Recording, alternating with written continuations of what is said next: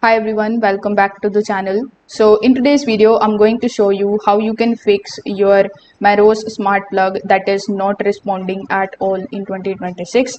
So first of all, you need to check whether the smart plug has power. So make sure that it is firmly plugged into the working outlet, and also you need to make sure that you take a look at this particular LED indicator. Now, if there is no light at all, you can try a different outlet to rule out a power issue.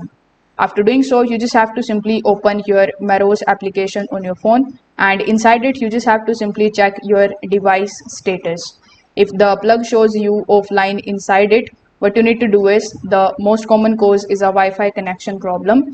So in this case, you just have to simply remove it from the device, and then you just have to insert it again. Also, you need to make sure that you are using the 2.4 gigahertz Wi-Fi network, because most of the Meross smart plugs only support this particular network.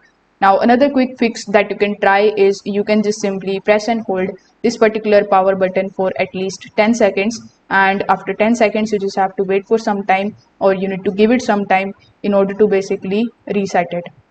So after the reset, you can just follow the same process again, like you need to enter or you need to add it into the power outlet and see if it is now working properly again.